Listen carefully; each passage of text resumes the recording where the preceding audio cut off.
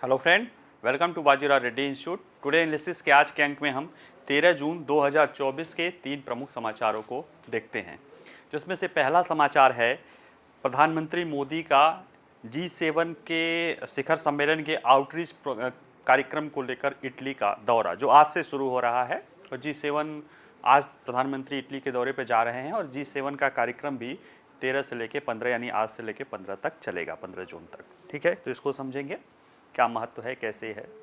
दूसरा है एक आर्टिकल था द हिंदू में कि महिलाओं की ऑनलाइन प्रोफाइल यहाँ तक कि फेक भी हो, वह विश्वसनीयता की गारंटी देती है। यानी कि ऑनलाइन प्लेटफॉर्म पे अगर कोई महिला का प्रोफाइल है, यद्यपि वो फेक प्रोफाइल भी हो, तो वह पुरुष प्रोफाइल की तुलना में ज़्यादा लोगों को आकर्षित करता है या लोग उसको ज़्यादा विश्वसनीय मानते हैं। इससे जुड़ी कुछ अच्छाइयाँ भी है, लेकिन इससे जुड़ी कुछ समस्याएं हैं, चुनौतियां हैं। ये हम इसको देखेंगे। ये बातें कहाँ आई हैं, कैसे आई हैं, क्यों आई हैं, ये सारी चीज़ें समझने की कोशिश करेंगे। तीसरा जो समाचार है वह भी द हिंदू में ही है कि भारत दुनिया का सबसे बड़ा नाइट्रस ऑक्साइड का या N2O का उत्सर्जक है।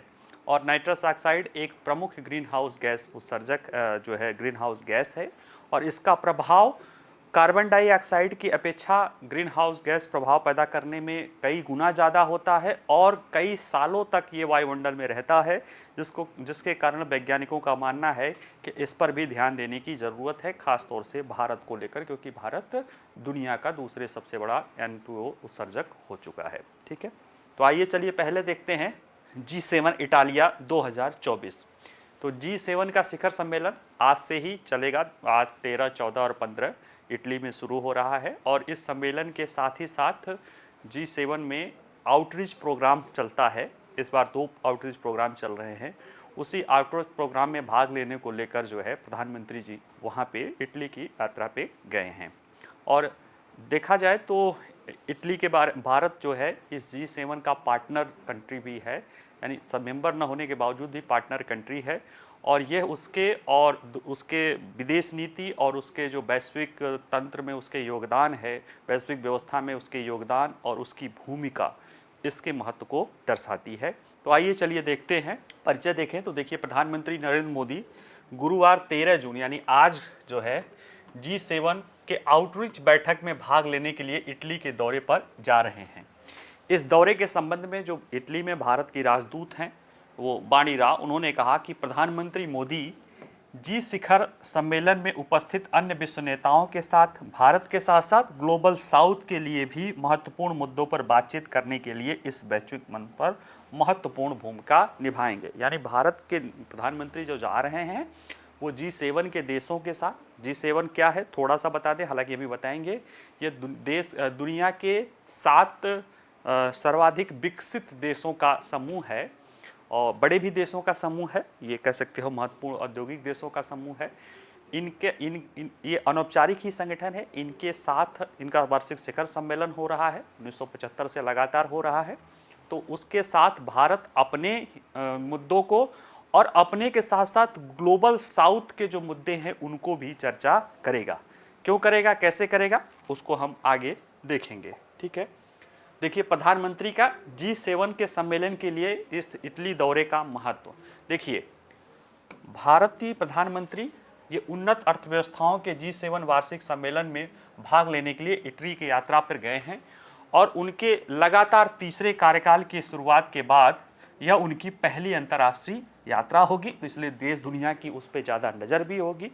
और इस G7 शिखर सम्मेलन में भारत की भागीदारी भारत द्वारा हाल ही में आयोजित G20 की अध्यक्षता के संदर्भ में विशेष रूप से उल्लेखनीय है, जहां पे भारत ने कई विवादास्पद मुद्दों पर आम सहमति बनाई थी। G20 क्या है, दुनिया के 20 सबसे शक्तिशाली यानी आर्थिक रूप से सबसे ताकतवर देशों का समूह है, जिसमें यूरोपीय यूनियन भी शामिल है। और इसे एक तरह से कहा जाए तो दुनिया के, आप उसको मान सकते हैं कि जो दुनिया के जो प्रमुख ब्लॉक है वो G20 है।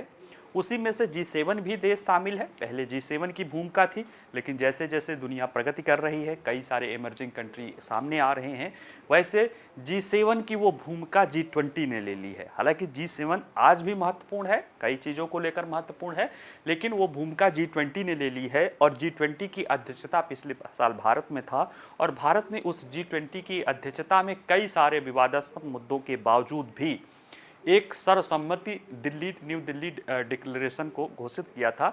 और भारत की ये क्षमता, ये योग्यता अन्य G7 के देशों के लिए भी महत्वपूर्ण है, क्योंकि वो भी कई सारे मुद्दों पर जानना चाहते हैं, भारत के रुख को समझना चाहते हैं, कैसे आम सहमति बनाई जा सके।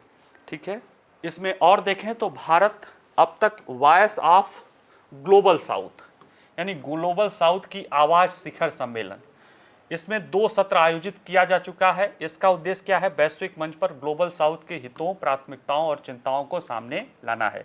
भारत ग्लोबल साउथ, या आप कह सकते हो कि इमर्जिंग और विकासशील देशों का एक समूह है, उसको वॉइस ऑफ ग्लोबल साउथ का आम सम्मेलन 2 बार आयोजित कर चुका है।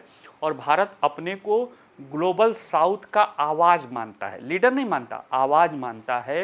यानी भारत जो कहता है वो एक्चुअल में देखा जाए तो ग्लोबल साउथ के देशों की वो आवाज़ है जो मुखर तौर से भारत सामने रखता है। G20 के सम्मेलन में भी यही शामिल किया है, और वहीं अपनी भूमिका भारत G7 के पार्टनरशिप देश के रूप में निभाएगा। इसलिए अभी उसमें परिचय में हमने देखा था कि भारत न केवल अपने हितों को बल्कि ग्लोबल साउथ के देशों के हितों को भी के जैसे मुद्दों पर भी इसमें चर्चा करने वाला है।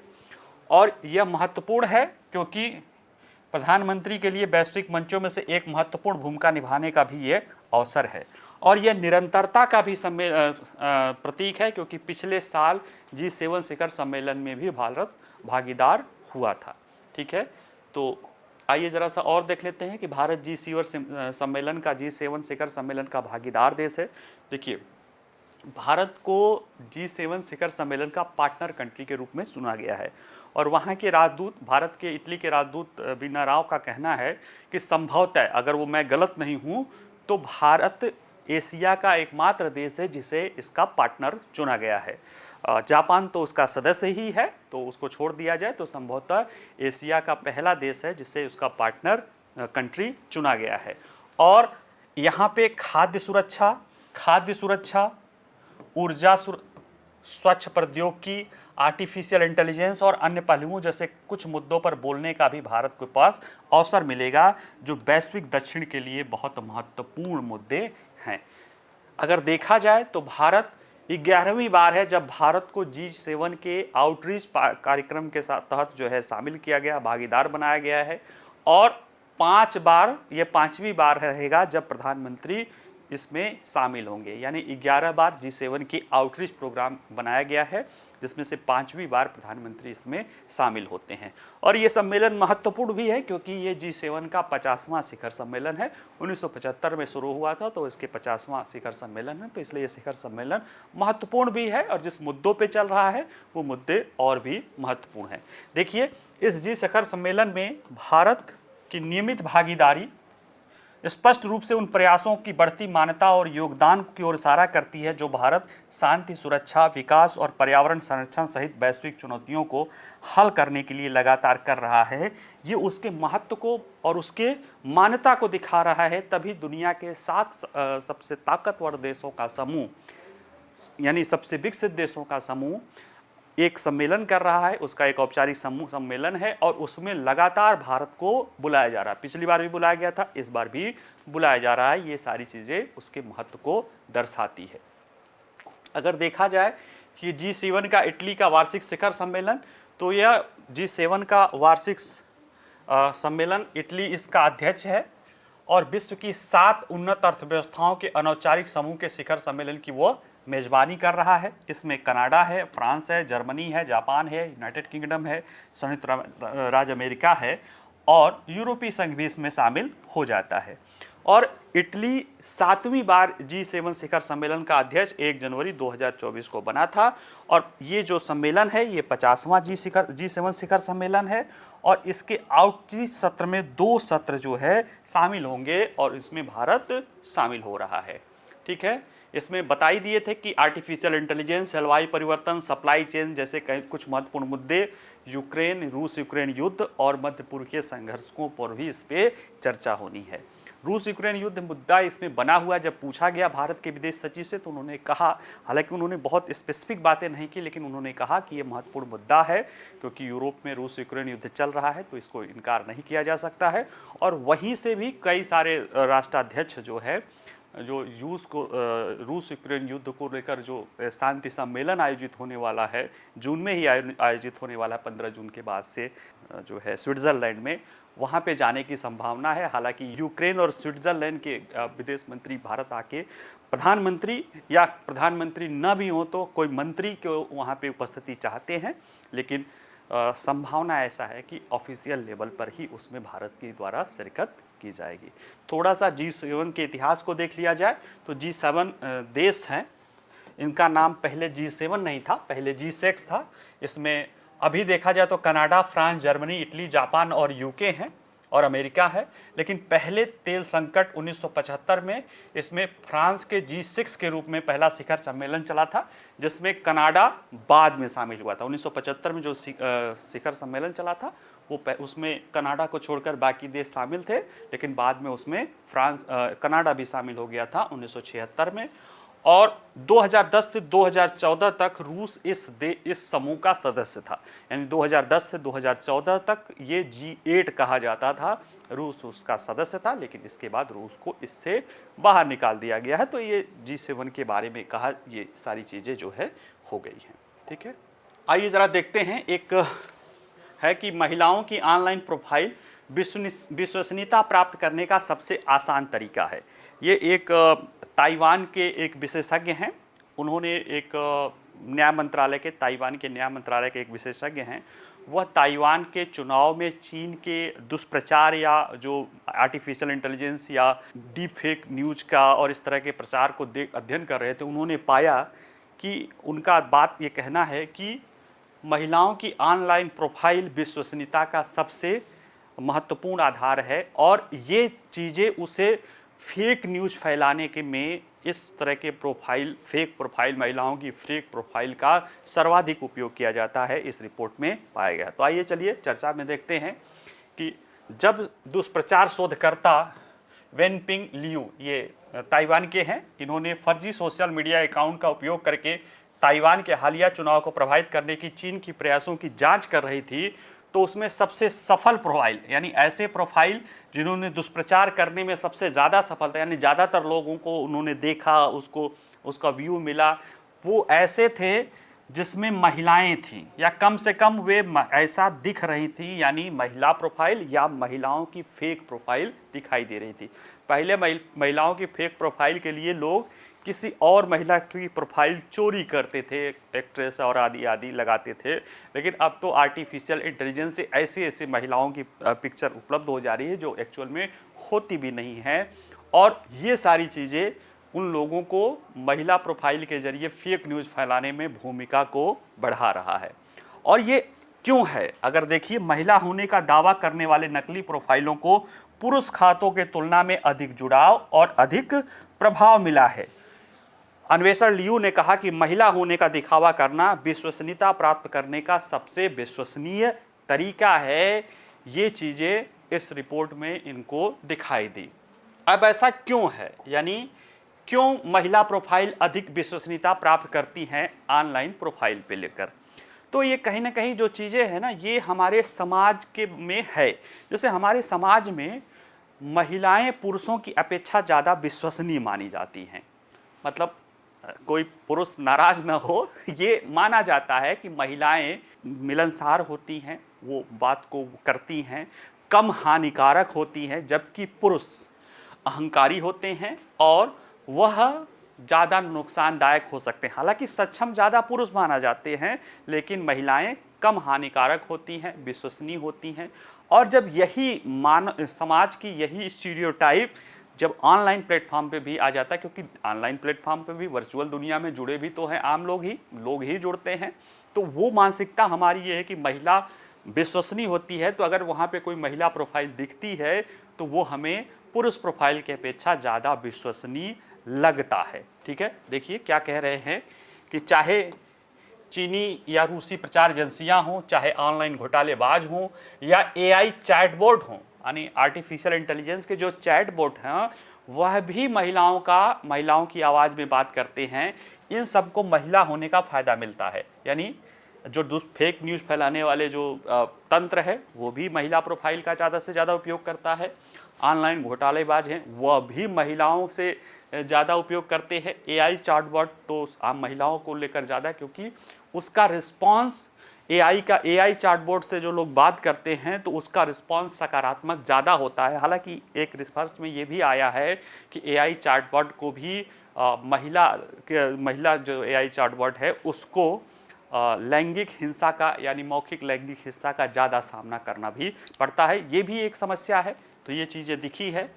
तो ये सब चीज़ ये बताता है कि हालांकि तकनीक अधिक से अधिक परिष्कृत हो रही है, मानव मस्तिष्क को हैक करना आश्चर्यजनक रूप से आसान है और उसका कुछ श्रेय सदियों पुरानी लिंग संबंधी इस रूढ़ियों को जाता है जो वास्तविक दुनिया में से आभासी दुनिया में स्थानांतरित हो गई हैं। ऐसा नहीं कि ये वर्चुअल दुनिया की, ये जो हमारी दुनिया की समस्याएं थी या हमारी दुनिया की जो पहचान थी, जो विशेषता थी कि महिलाओं को विश्वसनीय माना जाता है, वो चीज़ें यहाँ से वर्चुअल दुनिया में ट्रांसफ़र हो गई है। क्यों हो गई, कैसे? देखिए, लोग लंबे समय से निर्जीव वस्तुओं को भी लिंग जैसी मानवीय विशेषताएं देती हैं। जैसे शिप को महिला माना जाता है और विशेषताएं नकली सोशल मीडिया प्रोफाइल या चैटबॉट को भी आकर्षक बनाती है। हालांकि यह प्रौद्योगिकियां लिंग संबंधी रूढ़ियों को कैसे प्रतिबंधित और सुदृढ़ करती है, इसको देखा जाए। इस बारे में जब सवाल किया गया, अधिक से अधिक वॉइस असिस्टेंट और एआई सक्षम चैटबॉट बाजार में भी प्रवेश कर रहे हैं, जिससे पुरुष और महिला के बीच रेखाएं धुंधली होती जा रही हैं। अभी कुछ दिन पहले आपने मैंने खुद भी पढ़ाया है, अगर नहीं भी लिखा होगा वो तो देखा होगा कि एक ब्लैक विडो जो एक्टर्स हैं उन्होंने जो है जो उसके एक्टर हैं, ब्लैक विडो की जो एक्टर हैं, उन्होंने ओपन एआई पर कंप्लेन किया था। उनका आरोप लगाया था कि उसने उसकी आवाज़ का प्रयोग वो अपने एक चैटबॉट के लिए कर रहा है, GPT-40 के लिए वो कर रहा है, और बाद में फिर उस आवाज़ को हटा दिया गया। लेकिन ये कहीं क्यों कर रहा है? क्योंकि लोगों को मानना है कि जो चैटबॉट पे जो अगर महिला की आवाज़ रहती है तो उसका रिस्पांस अच्छा मिलता है पुरुष आवाज़ की अपेक्षा। ठीक है, देखिए, लोग महिलाओं को पुरुषों की तुलना में अधिक मिलनसार, कम खतरनाक और अधिक सहमत मानते हैं। इस वजह से कई लोग जानबूझकर, कई लोग अनजाने में महिला के रूप में नकली अकाउंट या से जुड़ने के लिए इच्छुक हो जाते हैं।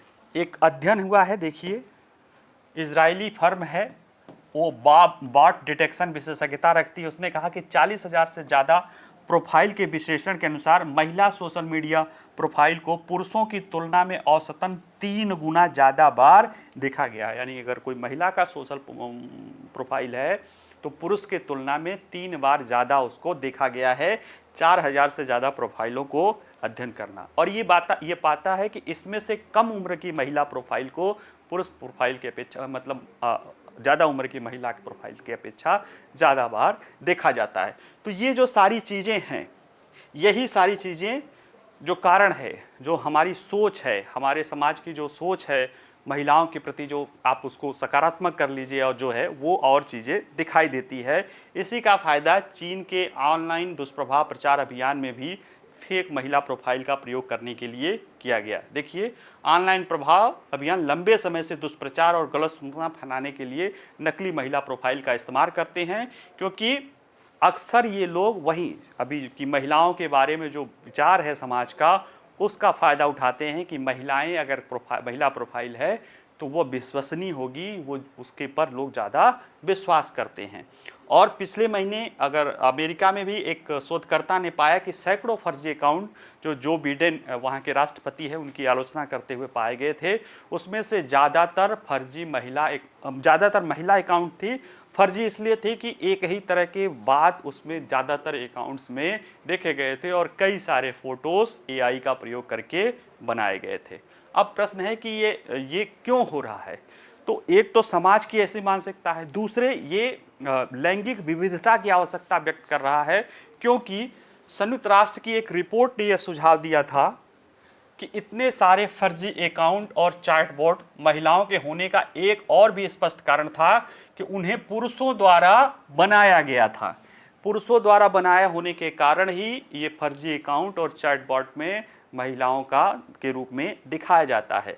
देखिए लिखा है, क्या रोबोट सेक्सिस्ट है, यानी कि लिंग विरोधी है, जैसे ओपन एआई पे या आर्टिफिशियल इंटेलिजेंस पे या चैटबॉट पे सेक्सिस्ट या लिंग विरोधी होने का आरोप लगता है। तो उसमें यह कहा गया है कि तकनीकी उद्योगों में लैंगिक असमानताओं को देखा गया है और निष्कर्ष निकाला कि प्रोग्रामिंग और एआई विकास में अधिक विविधता से उनके उत्पादों में कम सेक्सिस्ट रूढ़िवादिता हो सकती है, क्योंकि ज़्यादातर इसको बनाने वाले पुरुष हैं। अब वो जब बनाते हैं तो वह महिलाओं को ही ज़्यादा प्रेफरेंस देते हैं, और जिसके कारण महिलाओं के बारे में जैसे कहा जाता है कि आर्टिफिशियल इंटेलिजेंस को जितना मानवीकरण किया जा रहा है उतना महिलाओं का अमानवीकरण भी हो रहा है, क्योंकि जिन महिलाओं को वहाँ पे दिखाते हैं वो महिलाएं वास्तविक दुनिया से, जो महिलाओं का चयन किया जाता है, क्या वे वास्तविक जीवन की महिलाओं के लैंगिकवादी विचारों को प्रोत्साहित कर रहे हैं, ऐसा नहीं हो रहा। तो ये एक समस्या है। इसको लेकर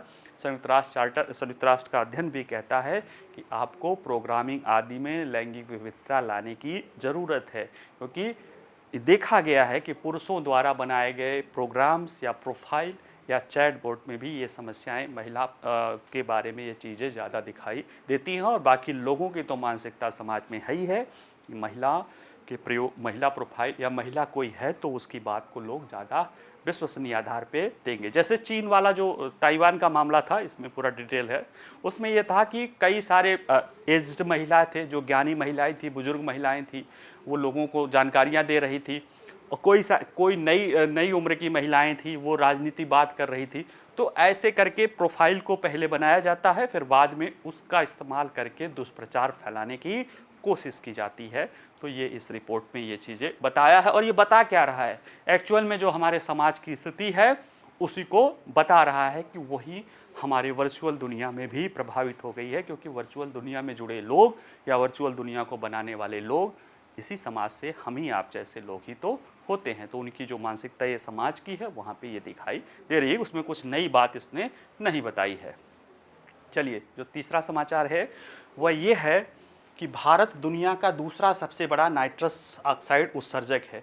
और यहाँ देखिए तस्वीर में किसान जो है अपने फसलों पर यूरिया छींट रहे हैं।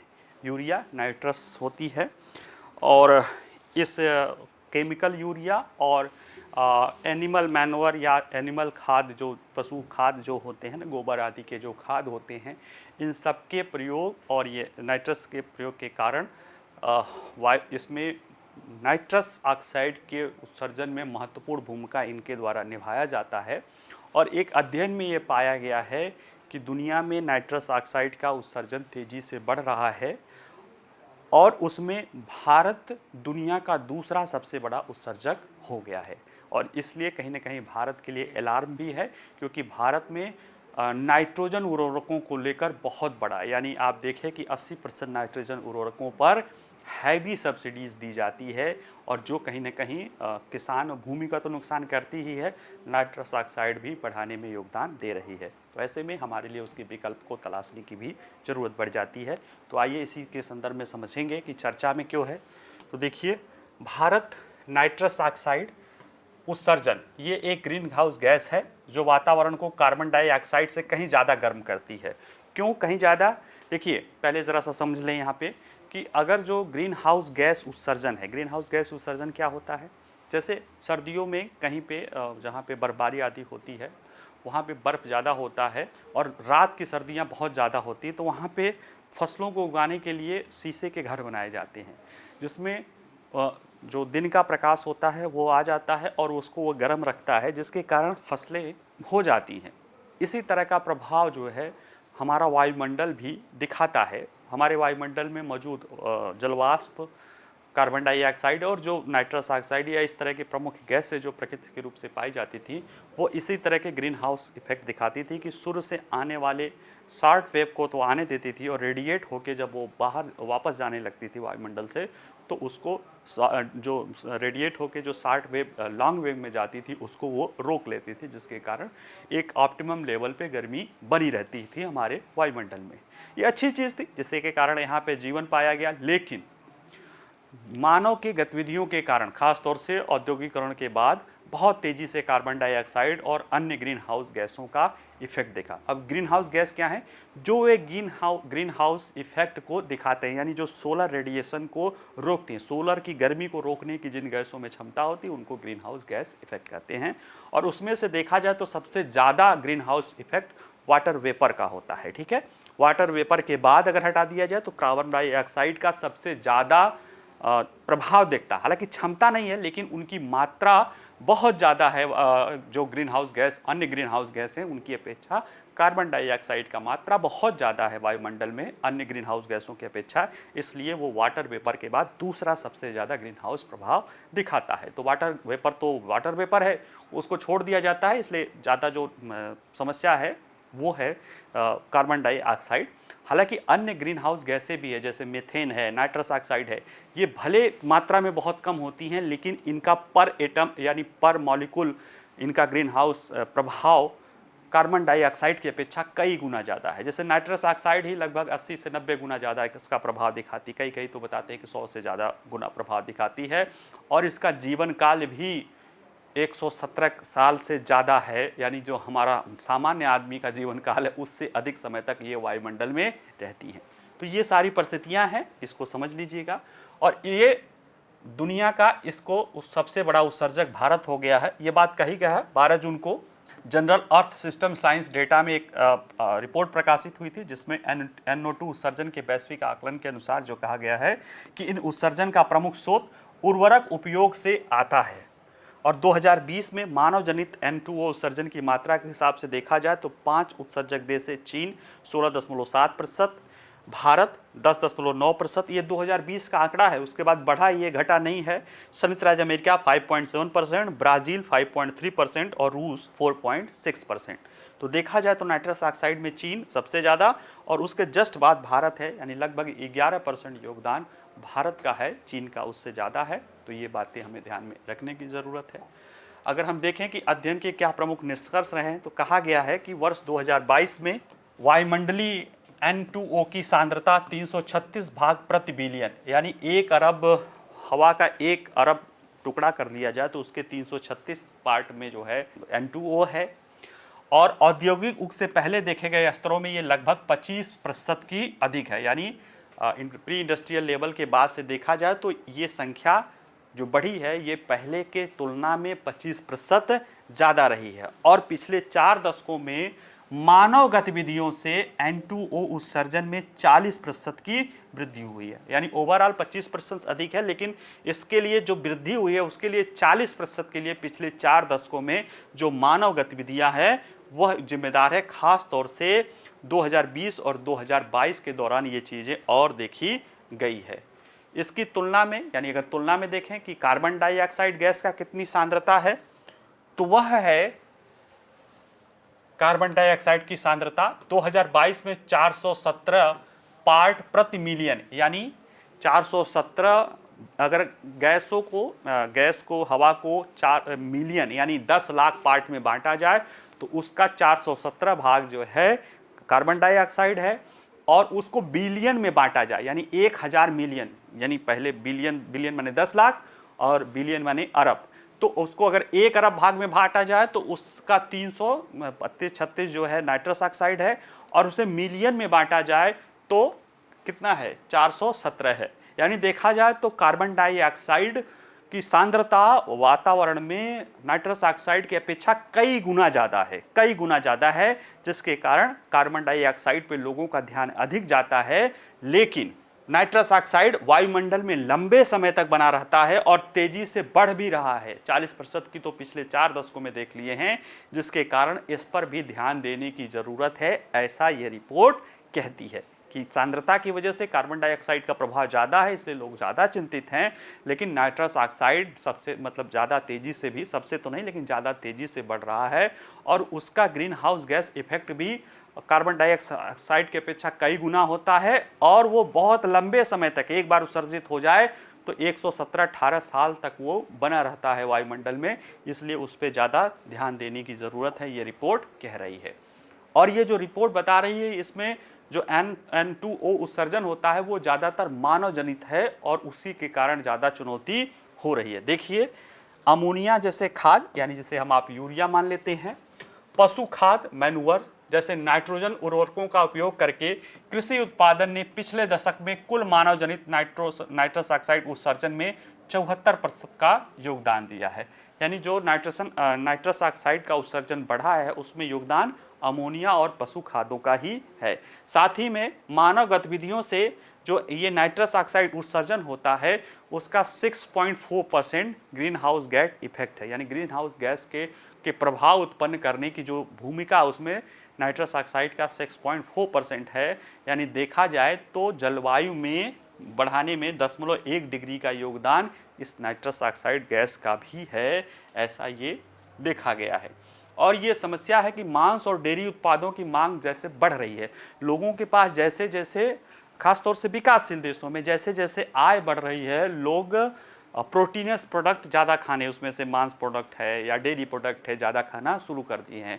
और इसके लेकर मांस और डेयरी कहाँ से आएगा? पशुपालन से आएगा। और उसको कारण जो है, एक तो ज़्यादा उस तरह की चारे आदि का प्रयोग किया जा रहा है, दूसरे जो उसका मैन्यूअर है उससे, इन सब चीज़ों से नाइट्रस ऑक्साइड का उत्सर्जन भी बहुत तेज़ी से बढ़ रहा है। जबकि कृषि उत्सर्जन में वृद्धि जारी है और रासायनिक ईंधन और जीवाश्म ईंधन के अन्य क्षेत्रों में उत्सर्जन घटा है या कम हो रहा है, लेकिन कृषि उत्सर्जन ये बढ़ रहा है। खास तौर से चीन में जलीय कृषि, यानी जो जल में एक्वाकल्चर, मछली पालन, इस तरह की चीज़ें हैं, उसमें ज़्यादा ये नाइट्रस ऑक्साइड का जो है उत्सर्जन ज़्यादा हो रहा है और ये ज़्यादा चुनौतियाँ उत्पन्न कर रही हैं। ठीक है, नाइट्रस ऑक्साइड उत्सर्जन का दीर्घकालिक प्रभाव, तो देखिए, ये नाइट्रस ऑक्साइड औसत मानव जीवन काल से अधिक समय तक, लगभग 117 वर्ष तक वायुमंडल में रहता है, इसलिए इसका जलवायु पर प्रभाव लंबे समय तक रहता है। इसके अतिरिक्त इसके उपयोग से सिंथेटिक जो, यानी इसके लिए जो जिम्मेदार हैं सिंथेटिक नाइट्रोजन उर्वरक, उससे भूजल और पेयजल में प्रदूषण होता है और अंतर्देशीय और तटीय जल में भी, यानी जल के प्रदूषण का भी ये कारण बनता है। यानी ये चिंता सिर्फ इसे नाइट्रस ऑक्साइड के लिए नहीं है, ये और भी चिंता उत्पन्न करता है। और देखा जाए तो वायुमंडलीय N2 सांद्रता IPCC जो Indian intergovernmental panel on climate change द्वारा जो निराशावादी दिखाया था कि ग्रीन हाउस गैस का प्रक्षेपक यहाँ से यहाँ पार कर जाएगा, उससे ज़्यादा अगर चलता रहा तो इस सदी के अंत तक वैश्विक औसत तापमान 3 डिग्री सेल्सियस से अधिक हो जाएगा। यानी ये कह रहा है कि IPCC ने जो इस सदी के अंत तक 2 डिग्री सेल्सियस पार करने का अनुमान लगाया है, अगर सब कुछ ऐसा चलता रहा, ये रिपोर्ट कह रही है कि वायुमंडल में जो नाइट्रस ऑक्साइड की सांद्रता इसी दर से बढ़ती रही तो ये 2 छोड़िए, ये 3 डिग्री सेल्सियस को पार कर जाएगी। और पेरिस समझौते के अनुरूप अगर हम उत्सर्जन मार्गों को प्राप्त करना चाहते हैं, यानी प्री इंडस्ट्रियल लेवल से 2 डिग्री बढ़ने पर रुकना चाहते हैं, तो 2050 तक मानव जनित उत्सर्जन में 2019 के स्तर से कम से कम 20% की कटौती करनी होगी, ऐसा ये रिपोर्ट कहती है। तभी, नहीं तो वो जो आपका लक्ष्य है 2 डिग्री, उसको तो छोड़ो, 3 डिग्री सेल्सियस तक ये बढ़ सकता है 2100 जो सदी के अंत, यानी 2100 तक ये कहता है। भारत के लिए आंखें खोलने का अध्ययन है। देखिए, सतत कृषि केंद्र के निदेशक बोलते हैं कि नाइट्रस ऑक्साइड पर जो ये बजट है या जो रिपोर्ट है, ये एक चिंताजनक है, लेकिन समय पे आई रिपोर्ट है। क्यों? क्योंकि नाइट्रोजन उर्वरक के रूप में नाइट्रस ऑक्साइड उत्सर्जन के मामले में भारत दुनिया के दूसरे स्थान पे है, जिन पर भारत में 80% से अधिक सब्सिडी दी जाती है। यानी नाइट्रस ऑक्साइड उत्सर्जन में भारत की भूमिका दुनिया में दूसरे स्थान पे है, दूसरा सबसे बड़ा उत्सर्जक है। और इसके लिए जिम्मेदार कौन है? नाइट्रोजन उर्वरक। और इन उर्वरकों पर 80% सब्सिडी दी जाती है। यानी कि अगर देखा जाए तो कोई चीज़ अगर 10 रुपए की है तो वो 2 रुपए में बेची जाती है 80% सब्सिडी देकर। और अगर ऐसा न किया जाए तो वो 10 रुपए पे बिकेगी, जिससे क्या होगा, लोग हतोत्साहित होंगे। तो ये कह रहे हैं कि अब हमें इसके विकल्प के बारे में सोचना पड़ेगा। और एक जो जलवायु परिवर्तन में अगर इनके कारणों को देखें तो ये कह रहे हैं कि ये उत्सर्जक जल निकायों को भी प्रदूषित कर रहे हैं, और ऐसे में हमें भारत इस चेतावनी से को गंभीरता से लेना होगा और फसल प्रणाली और उत्पादन के नए विकल्प तलाशने होंगे। उन नए विकल्पों के लिए जो पूंजी चाहिए, वह हम जो सब्सिडी पर इतना उर्वरकों पर इतनी सब्सिडी देते हैं, उसका उपयोग हम उसमें करके कर सकते हैं, ऐसा यह रिपोर्ट कहती है। ठीक है, तो ये आज के लिए जो है इतना ही रहा है। आप लोग इसको पढ़िएगा अच्छे से, बाकी जो भी प्रश्न रहे पूछ सकते हैं। रिपोर्ट अच्छी है, उसको देख लीजिएगा। कोई डाउट हो तो पूछ सकते हैं आप उस पर मैसेज करके। और वीडियो पसंद आए तो लाइक करिए, शेयर करिए और पढ़ाई करते रहिए, मस्त रहिए। नमस्कार, धन्यवाद।